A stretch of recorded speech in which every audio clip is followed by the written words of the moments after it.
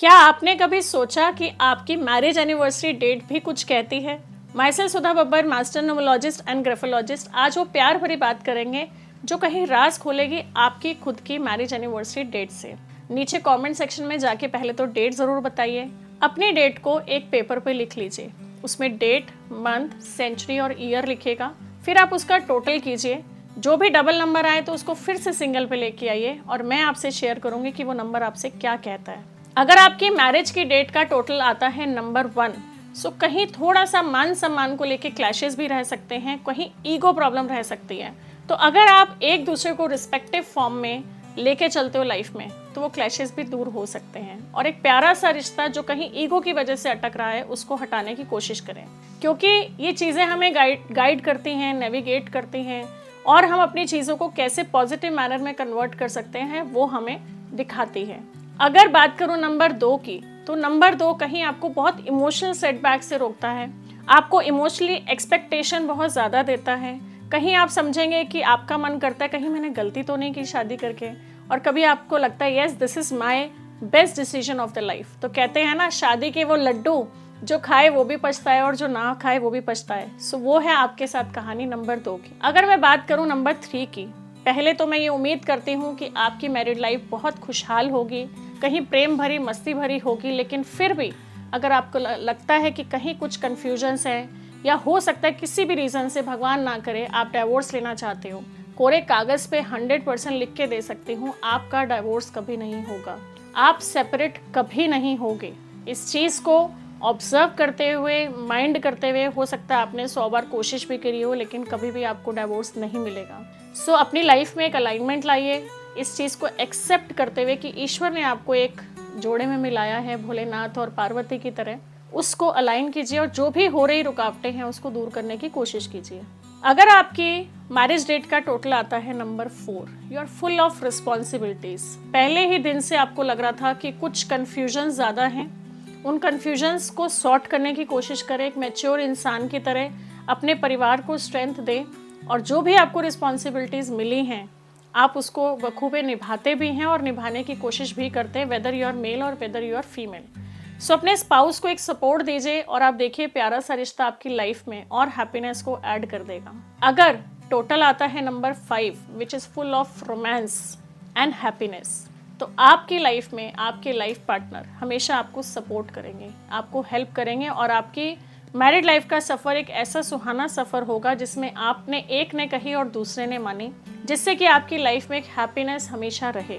So I can just share my blessings with you कि आपकी life में वो हैप्पीनेस बनी रहे, और अगर नहीं बन रही किसी भी कारण से, सो वो है आपकी सिर्फ और सिर्फ जिद या कोई डिसीजन जो आप जल्दबाजी में ले लेते हो। So it's a tip for you कि आप ध्यान रखें इस चीज़ का। अगर उसको अवॉइड करके आपका रिलेशनशिप बेटर होता है तो वाई नॉट, कोशिश करके देखिए, कोशिश करने वालों की कभी हार नहीं होती। अगर आपकी मैरिज डेट का टोटल आता है number 6 which is again a number of Venus, तो एक लव एंड रिलेशनशिप का बहुत अच्छा कॉम्बिनेशन इस नंबर से आपकी लाइफ में एंटर हुआ है। कहीं भोलेनाथ और पार्वती माँ की तरह आपकी जोड़ी रहेगी। मैंने और किसी भगवान का नाम क्यों नहीं लिया, because there was lot of struggle. Ram Sita की जोड़ी में स्ट्रगल थी, राधा कृष्णा की जोड़ी में स्ट्रगल थी, बट येस माँ गौरा और भोलेनाथ की जोड़ी में बहुत प्यार, बहुत अंडरस्टैंडिंग थी। So that kind of relationship you can have. कहीं अगर छोटी सी चूक हो रही है तो अगेन एक थोड़ी सी मिसअंडरस्टैंडिंग है जिसको आप कहीं ना कहीं बड़ा कर लेते हो, जिससे कि चीज़ों में कॉम्प्लिकेशन आ रही है। एक बार उसको साइड करके देखेंगे तो आप खुद से फील करेंगे कि बेटर अंडरस्टैंडिंग है। और सबसे बड़ी बात, मुंह पे जिप लगा लो।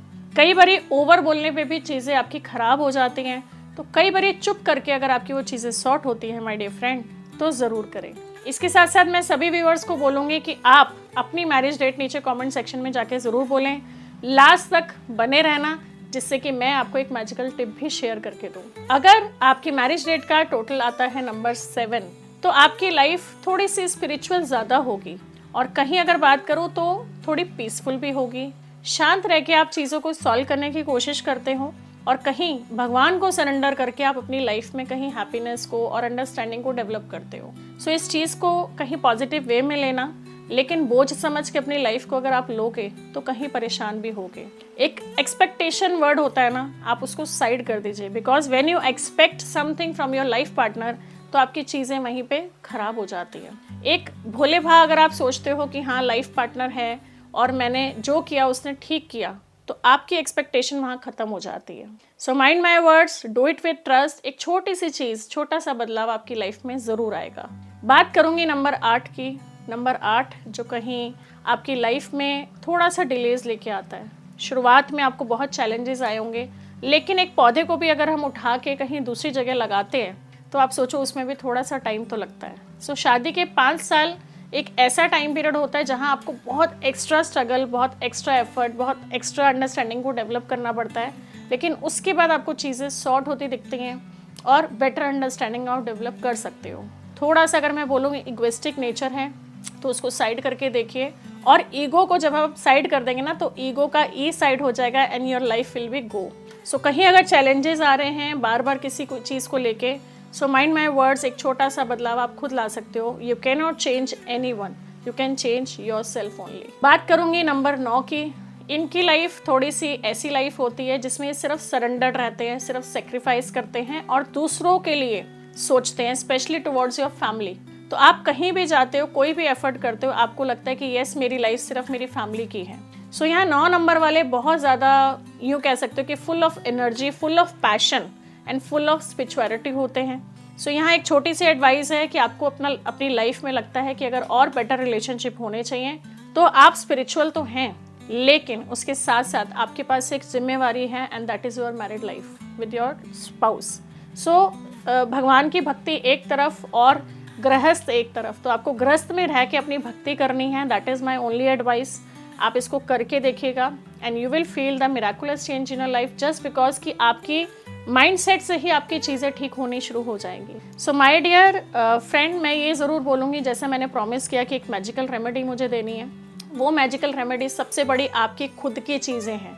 आपको अपनी जो भी हैप्पीनेस वाली लाइफ की, जैसे आपकी शादी की पिक्चर हो सकती है, आपकी रिसेप्शन की पिक्चर हो सकती है, एक अच्छी मैरिड लाइफ आपके बच्चों के साथ कोई आपकी ऐसी पिक्चर जिसको आप हमेशा एक अच्छी मेमोरी में सबकॉन्शियस में याद करते हो तो आपको स्माइल आ जाती है। उस पिक्चर को जहाँ भी आपका घर का टीवी लगा हुआ है, एलईडी लगा हुआ है, उसके ऊपर एक बड़ा फ्रेम करा के पोस्टर के रूप में लगाइए। बिकॉज आपकी लाइफ में जो आप देख रहे हो एज ए NLP ट्रेनर, आप जो देख रहे हो, आप जो सुन रहे हो और आप जो टच कर रहे हो, वो चीज़ें बहुत जल्दी आपके सबकॉन्शियस से यूनिवर्स में ट्रेवल होती है। और जब आप उस हैप्पीनेस को देखोगे तो आपकी लाइफ में वो वाइब्रेशंस मल्टीप्लाई होनी शुरू होंगी। उम्मीद करते हुए वीडियो आपको बहुत अच्छी लगी होगी। हर उस इंसान से शेयर कीजिए जो कहीं रिलेशनशिप प्रॉब्लम्स में हैं।